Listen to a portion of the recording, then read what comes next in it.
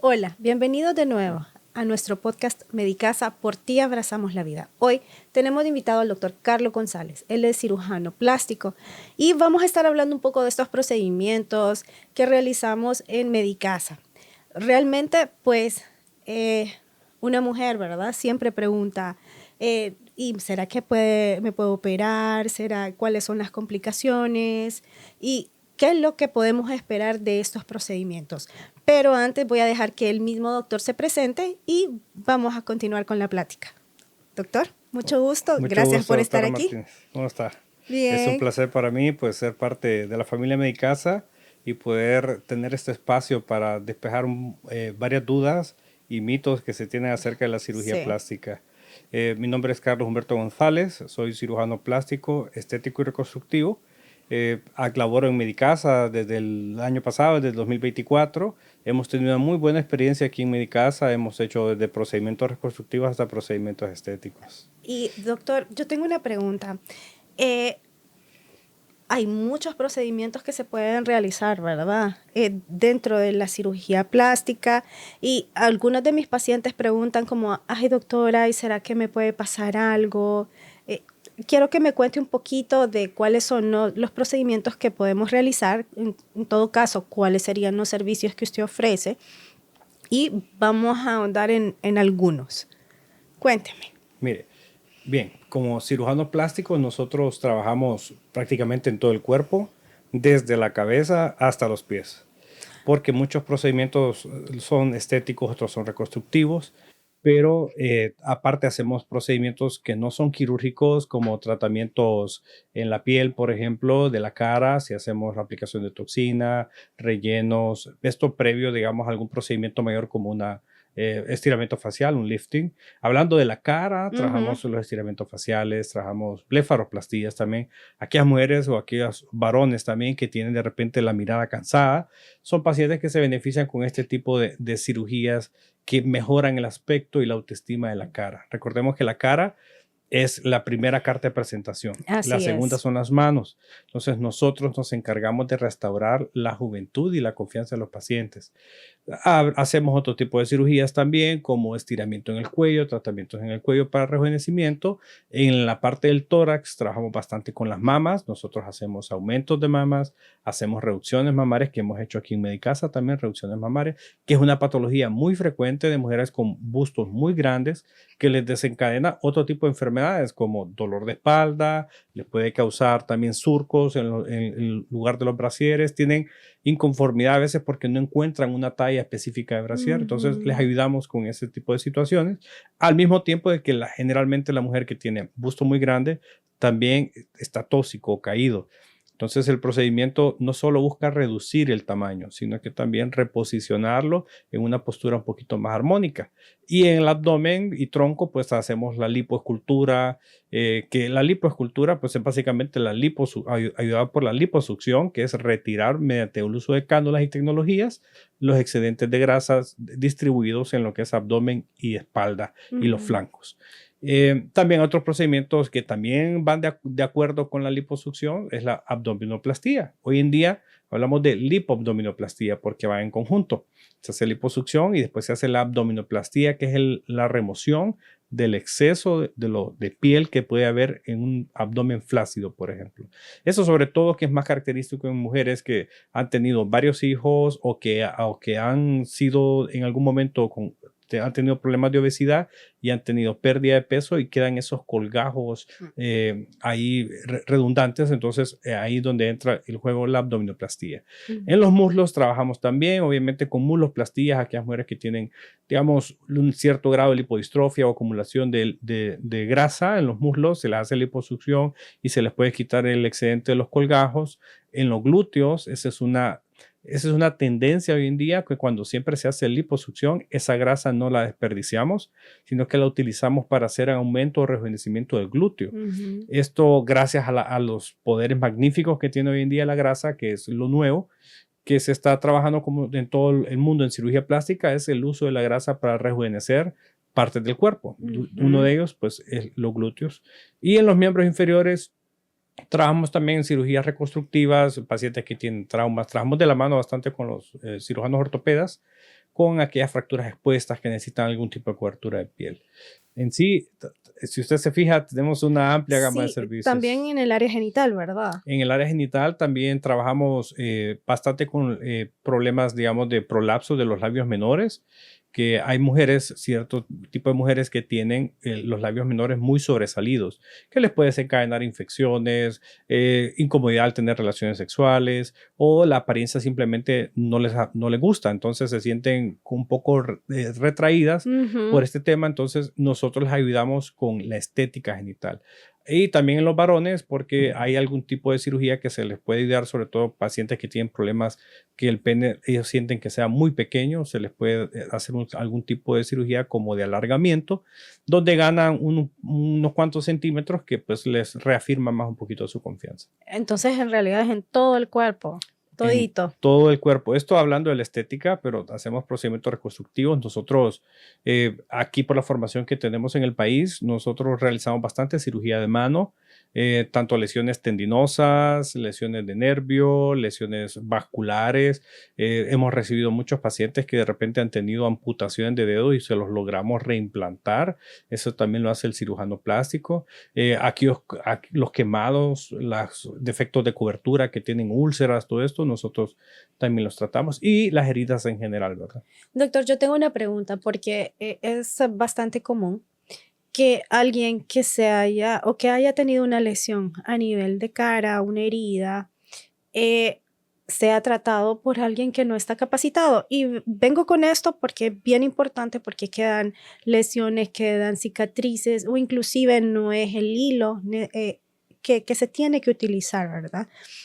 Entonces sí quisiera que le dijera a nuestros televidentes la importancia que tiene el simple hecho de zapatero a tus zapatos, o sea, que sea el cirujano plástico quien maneje este tipo de lesiones. Así es. Son varios factores que intervienen en una muy buena cicatrización. Ujú. Una es la técnica, es decir, que la persona que vaya a realizar el procedimiento esté altamente capacitado para hacer el procedimiento. Segundo es la escogencia de las suturas. No es lo mismo operar con una sutura muy gruesa, trenzada, a una sutura muy delgadita, que son las que utilizamos los cirujanos plásticos, y que sea monofilamento. Y tercero, hay unos factores que son propios del paciente, como que sea diabético, que tenga algún tipo de infección. Son factores que ya no dependen mucho. Pero la diferencia que hacemos los cirujanos plásticos es que somos expertos en las heridas, somos expertos en piel y podemos lograr hacer un mejor cierre. Y no solo se detiene en el cierre de la herida, sino que el acompañamiento que le damos en el posoperatorio a los pacientes Ujú. para tratar de remodelar esa cicatriz y que quede lo menos visible posible. Eso es producto del entrenamiento pues, y la enseñanza que hemos recibido en la subespecialidad de cirugía plástica. Y en estos pacientes, doctor, porque pasa bastante, ¿verdad? Que hacen queloides, que hacen cicatrices bien gruesas. ¿Cómo hacen ustedes para, para manejar este tipo de heridas, digamos, en alguien que quiera hacerse una cirugía estética a nivel de cara, pero él sea propenso a tener este tipo de cicatrización? Exacto.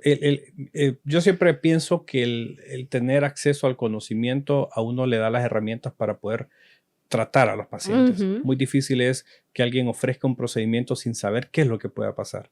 En ese sentido, nosotros entendemos la fisiopatología o por qué sucede la situación de las cicatrices aberrantes tipo queloide, cicatriz queloide o cicatriz hipertrófica. Ujú. Y pues hay terapias para prevenir justamente estos tipos de Mm. problemas. Entendemos que la cicatriz queloide pues es inherente muchas veces a la genética que está asociada, pero hay terapias que uno controla, es decir, desde el manejo preoperatorio en el intraoperatorio, entre menos se manipulen los tejidos y más delicado y más fino es uno con los tejidos, en el sentido que cause menos trauma a los tejidos, menos probabilidad de que suceda algún tipo de cicatriz queloide y Mm. después el seguimiento.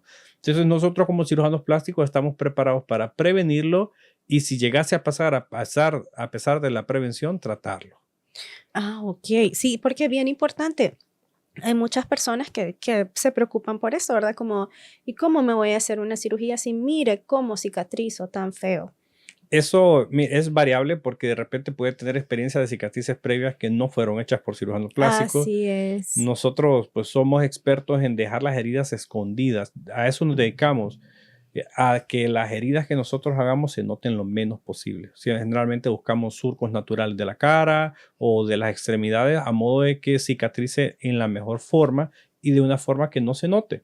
Entonces creo que el manejo que tenemos nosotros en los tejidos, eso nos da la facultad de poder hacer estos procedimientos y con buenos resultados. ¿Y cuál sería la diferencia, doctor, en el caso de la cara, ser manejado con técnicas que no son permanentes? Y Ujú. estamos hablando como de los hilos, a hacerse realmente un procedimiento quirúrgico. Ok, esto hay que entenderlo desde el punto de vista de la situación del paciente. Es Mm, decir, esto no puede ser una receta de cocina. Lo ideal es que sea evaluado previo para saber en qué etapa de envejecimiento está. Es normal, todos envejecemos ujú, y de acuerdo a la etapa del envejecimiento es el tratamiento que hay que dar. No se puede generalizar y decirle hay que ponerle hilos tensores a todo el mundo. ujú. En lo particular, pues como cirujanos plásticos tenemos cierto límite, cierta limitancia en el usar hilos tensores, sobre todo por las complicaciones que puede causar. No es que no podamos hacerlo, sino que preferimos no hacerlo pensando en el futuro. Pensando en que, por ejemplo, los hilos tensores y otros tipos de sustancias como el ácido hialurónico son sustancias que son sintéticas, muchas veces no se absorben completamente y en particular los hilos tensores son suturas y toda sutura al ser un cuerpo extraño en el organismo causa una fibrosis y causa cicatrización. Entonces después estos pacientes cuando deja de funcionar el hilo tensor y amerita un estiramiento facial, entonces ya los planos de la cara, cuando hay que hacer un estiramiento, se distorsionan.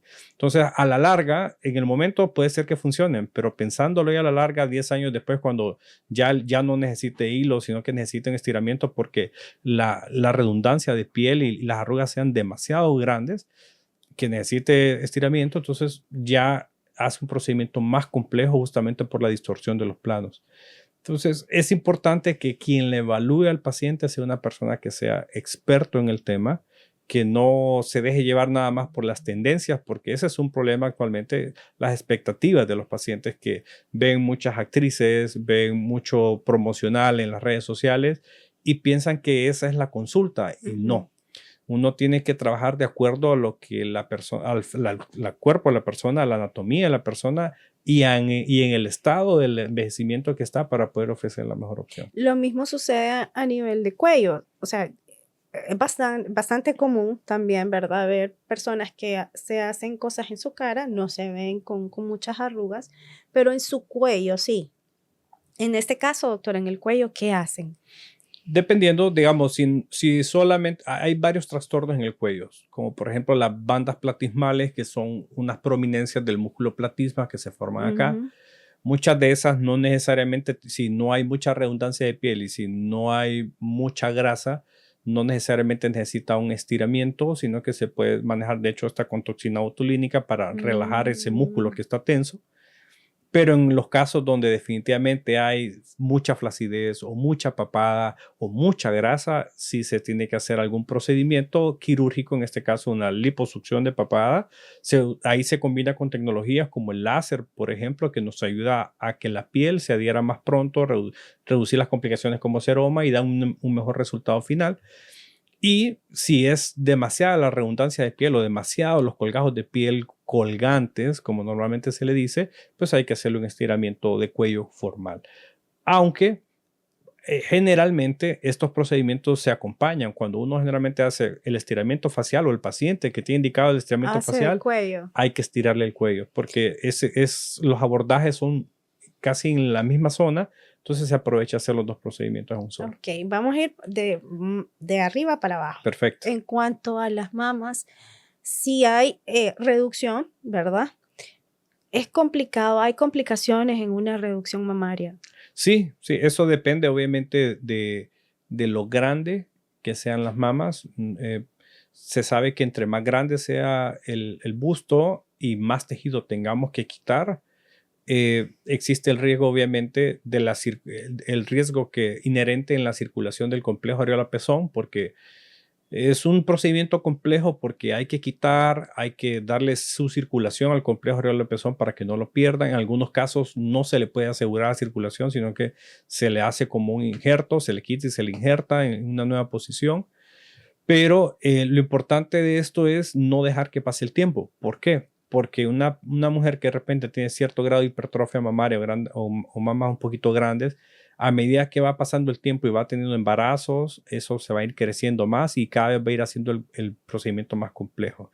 Como trabajamos con volúmenes grandes de tejido, una de las complicaciones puede ser infección de las heridas, justamente si el paciente está acompañado con obesidad, o sea, diabético. Entonces esto está un poquito relacionado de repente con los antecedentes. Ahora, hay factores que uno previene con la técnica quirúrgica, la utilización de las suturas adecuadas, obviamente la esterilidad del procedimiento son opciones que nos garantizan que el procedimiento se vaya a hacer sin ninguna complicación severa. ¿Y el porcentaje de complicación con esto? Es bajo, la verdad que es bajo, puede estar debajo del 15%. Esto obviamente depende del tipo de gigantomastia que tenga o hipertrofia mamaria. Si es demasiado grande, pues es proporcional. Entre más grande sea la gigantomastia, es ¿Y más el riesgo. cuidado posoperatorio? Exacto. Todas estas pacientes que nosotros operamos, de hecho, todas las pacientes desde el lipopapada, se les coloca una prenda compresiva. Cuando cuando hacemos reducciones mamarias, también se van con un sostén o una prenda compresiva tipo sostén, que es especial para mantener los tejidos y evitar inflamación, evitar seroma. Esto nos garantiza que el paciente pues vaya a tener una muy buena evolución, obviamente los analgésicos y los antibióticos que se le dejan a los pacientes. Y en cuanto a ya colocar implantes mamarios, hay diferentes tipos de implantes. Sí, pues a grosso modo los implantes los podemos dividir en dos. Están los implantes redondos, están los implantes anatómicos o en forma de gota, que tienen sus indicaciones particulares. Generalmente los redondos son los que más utilizamos para aumento mamario. Los en gota, pues algunos lo utilizan para aumento mamario, pero otros lo utilizan más de repente para reconstrucción de mama por pacientes que tuvieron alguna mastectomía por cáncer. Pues ese es el implante que generalmente les satisface mejor las necesidades de un nuevo busto. Y esa es una clasificación general, pero estos mismos implantes hay de dos tipos. Están los lisos y los microtexturizados o corrugados, que se les llamaba antes. Y de eso también hay otra división de acuerdo a los perfiles, perfil bajo, mediano, alto, es decir, qué tanto proyección hacia enfrente va a tener la prótesis mamaria. Hay de varios tamaños. Esto de los tamaños y del tipo del implante depende bastante de la evaluación, es decir, no existe un implante universal para todas las mujeres.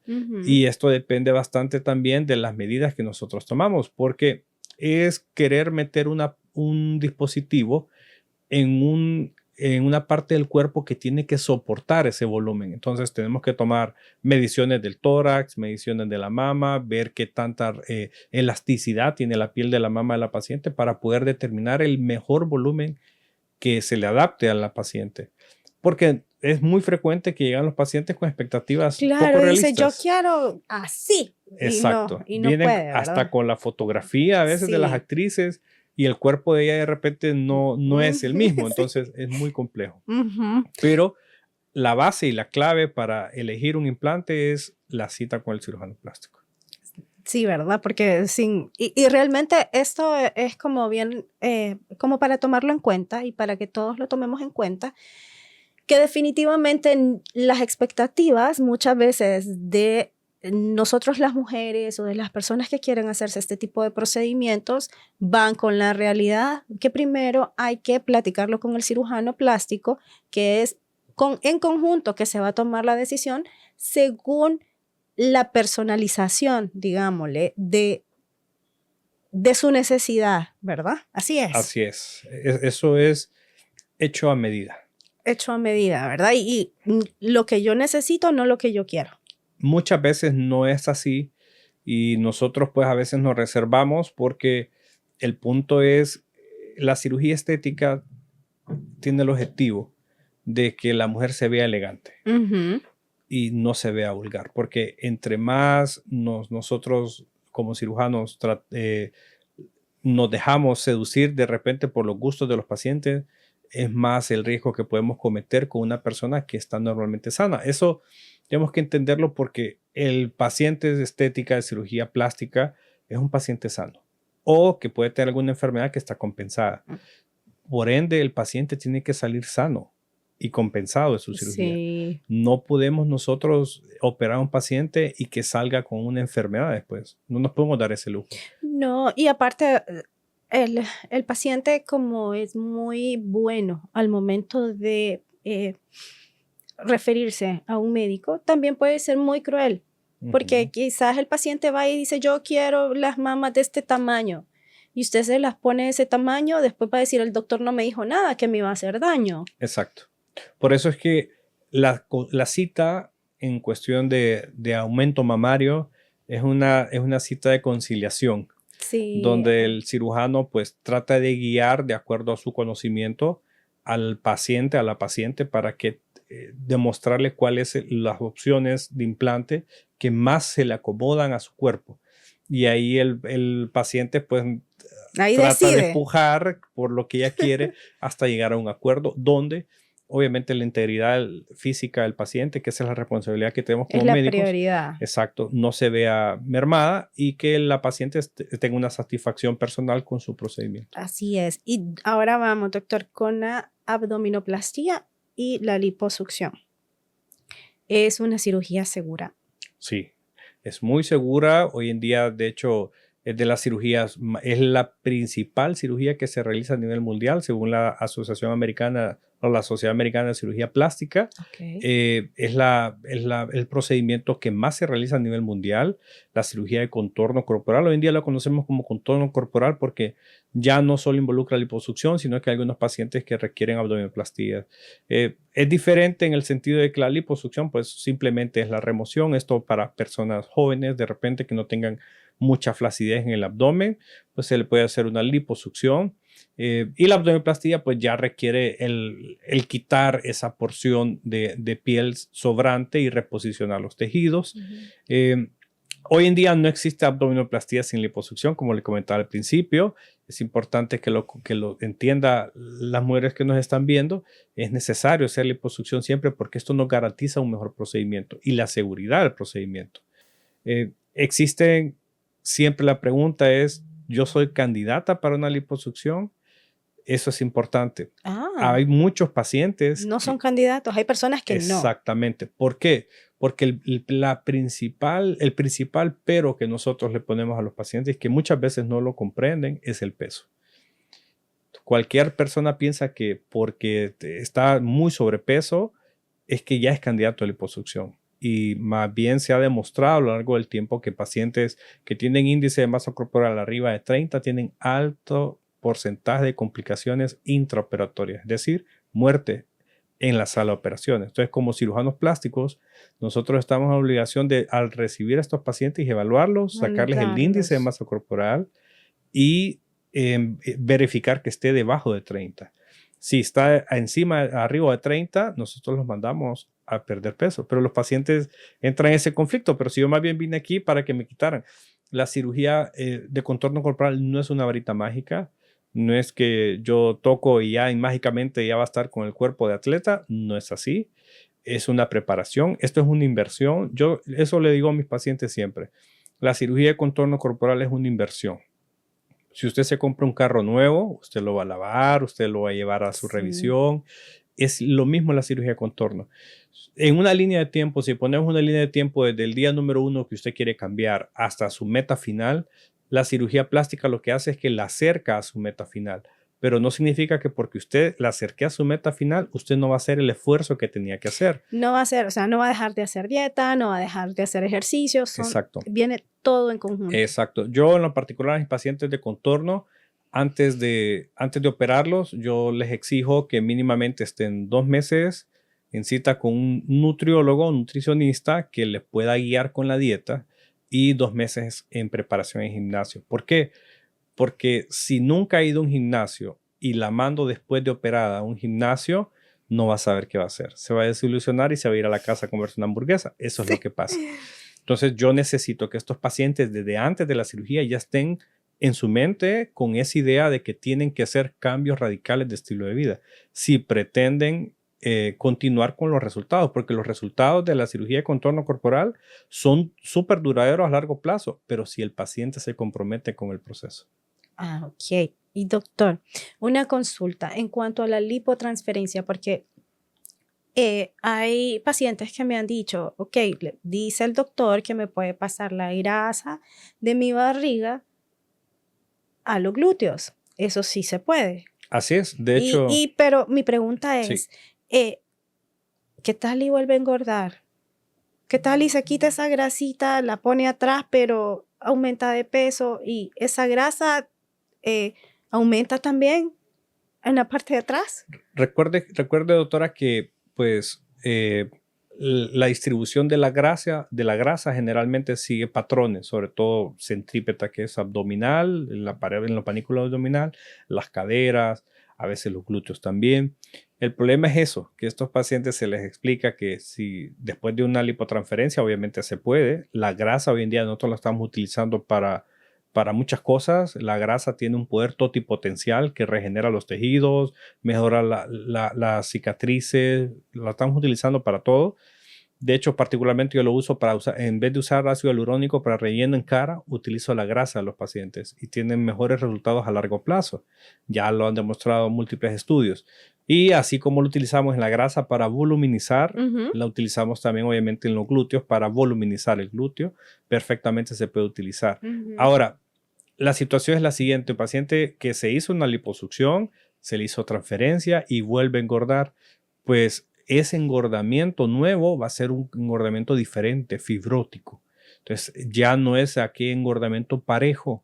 ¿Por qué? Porque ya tiene una cirugía previa. Recordemos que con cualquier cirugía, incluyendo la liposucción, el hecho de meter la cánula para sacar esa grasa crea cierto trauma y puede causar cierto grado de fibrosis. Entonces ya la grasa que llega ya no es una grasa tan sencilla de remover si la paciente quisiese una segunda liposucción, que se puede, pero sería un procedimiento un poquito más complejo, ¿ok?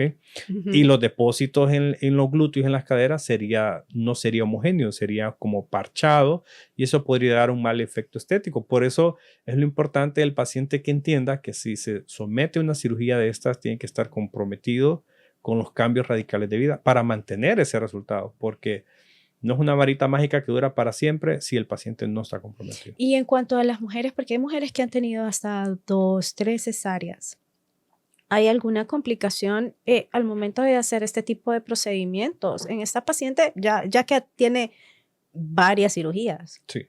Sí hay. No, a lo que me refiero, sí, eso es muy, muy característico. De hecho, la abdominoplastía es el procedimiento más indicado, sobre todo para estas mujeres que han tenido varios embarazos.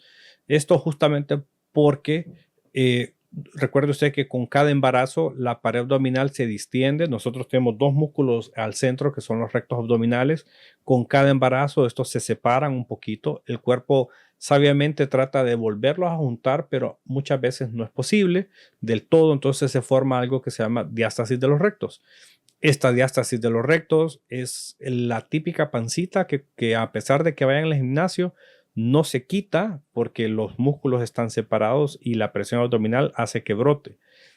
Entonces, a pesar de que vayan al gimnasio y todo eso, no logran bajarla. Entonces, ¿qué hacemos en la abdominoplastía? Volvemos a reposicionar esos músculos en la línea media, haciendo como un tipo de corsé interno de la pared muscular, y después pues quitamos el excedente. Realmente en el caso de cuando tienen cesáreas previas, si son Fanestel, por ejemplo, que es la heridita bonita, que es lineal ahí por el bikini, pues la herida de la abdominoplastía justamente queda en la misma línea, entonces se aprovecha la misma herida. Y en los casos de mujeres que hayan tenido, de hecho aquí hicimos una paciente que tenía una herida vertical o infraumbilical y se le hicimos la abdominoplastía y obviamente le mejoró su autoestima porque ya no tenía esa cicatriz fea hacia abajo de las cicatrices previas, sino que ahora tenía una cicatriz de abdominoplastía cubierta con su ropa interior. Entonces, estas son de las ventajas que tenemos con la abdominoplastía, que podemos mejorar el aspecto obviamente del abdomen. Ok, ahora vamos más abajo, doctor, en cuanto a la parte genital de la mujer. O sea, la mujer, claro, todos envejecemos y también esa parte envejece, ¿verdad? Exacto. Entonces, ¿Qué se puede hacer con unos labios atróficos, labios mayores atróficos que están como envejecidos o que la mujer siente que no es la misma de ahí? Nosotros, en ese caso de los labios mayores, hay procedimientos, hay mujeres que tienen demasiados, que más bien es reducción, y hay mujeres, sobre todo cuando empiezan el periodo ya premenopáusico, menopáusico, que empiezan a disminuir estos depósitos. Generalmente nosotros hacemos transferencia grasa. Es lo que hacemos, rellenos con grasa, el mismo procedimiento que hacemos para el abdomen, que hacemos con la cara, sacamos grasa, puede ser del abdomen, y la infiltramos y eso le devuelve la juventud a esos labios mayores, ¿verdad? Eso es un Darle el procedimiento volumen. quirúrgico. Es un procedimiento quirúrgico. Ahora, el hecho de la liposucción, generalmente nosotros la hacemos con algún tipo, un grado de sedación, no requiere anestesia general. Cuando hablamos de abdominoplastía, sí, porque hay que hacer aplicatura de los rectos y cortar el panículo, eso sí tiene que ser con anestesia general. Cuando hablamos de cirugía íntima, generalmente lo tratamos con una sedación, porque no es mucha la molestia. Cuando hacemos la liposucción, pues el líquido que nos ayuda para aflojar la grasita tiene anestesia, entonces eso hace el procedimiento pues tolerable, y la sedación para que no haya molestia cuando infiltramos la grasita en los labios mayores. Ah, ok. Y también me habló anteriormente de la reducción de labios menores, ¿verdad? Exacto, eso es algo frecuente. Pero viene acompañado, usualmente viene acompañado, No, no. generalmente son entidades apartes. Los labios menores es algo que sí les molesta bastante, sobre todo con la ropa interior, que siente que se les sale un labio menor o eso tienen problemas de infecciones también por la redundancia que tiene, o a las mujeres en edad ya reproductiva que tienen relaciones sexuales, pues les causa también algún tipo de dolor durante el coito. Entonces, estas cirugías lo que buscan, el objetivo es dejar los labios simétricos. Generalmente es uno de los labios, a veces son los dos, pero lo que uno busca es dejarlos escondiditos al ras de los labios mayores, que no sobresalgan. Y duele. El procedimiento en sí no, porque se hace con sedación y anestesia local, es un procedimiento pues ambulatorio, no necesita quedarse hospitalizado. Siempre lo hacemos en quirófano, obviamente por la esterilidad del procedimiento, y la recuperación pues con los analgésicos convencionales no tiene ningún tipo de malestar general. Ah, ok. Sí, Sí. porque muchas veces pacientes pueden tener como esa idea, ¿verdad? Que puede ser doloroso porque es la parte íntima, que es Sí. la parte muy sensible. Ahora, en cuanto al hombre, estaba hablando de que podrían hacer algún procedimiento para aumentar el tamaño del pene. ¿Cómo Sí. se llama ese procedimiento? Alargamiento. Ah, Cirugía de alargamiento de pene. Pues se hace un procedimiento quirúrgico liberando un ligamento, donde nos da una ganancia de algunos centímetros que en pacientes que tienen problemas de micropene, pues es algo significativo para ellos. Tampoco en eso hay que ser bastante sincero con los pacientes, con las expectativas. sí, porque Porque pueden entrar con una expectativa de hoy voy exactamente. a hacer otro. Sí, no, lastimosamente todavía no existen las varitas mágicas en la cirugía estética, Ajá.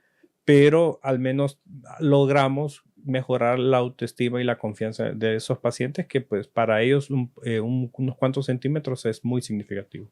O los que, y ahora, en cuanto a malformaciones a nivel genital, también ustedes hacen eso. Algunas, generalmente las malformaciones en el tracto urogenital las tratan los urólogos, a veces en conjunto con nosotros los cirujanos plásticos, sobre todo cuando es de rotar algún tipo de tejido, pero por lo general las manejan los Ok. urólogos. Sí. Y las piernas hacen también como liposucción. Liposucción en caso que haya lipoestrofia, aquellas mujeres que tienen de repente que andan rozando mucho de los muslos internos, entonces ellas son candidatas de repente a liposucción. Y si hay mucha redundancia de piel, recordemos que la piel va envejeciendo conforme los años, o sea, no es lo mismo tener 25 años a 50. De 25 años solo con liposucción y láser y la prenda no necesita más, pero de repente 50 años ya hay redundancia de piel, entonces con la liposucción y la láser no logramos que eso pegue, entonces vamos a tener que quitar ciertos colgajitos de piel de los muslos y con eso darle la forma que los pacientes desean. Por eso es lo importante que entiendan que no es una receta de cocina, depende bastante del cuerpo y del estadio del paciente, ¿verdad?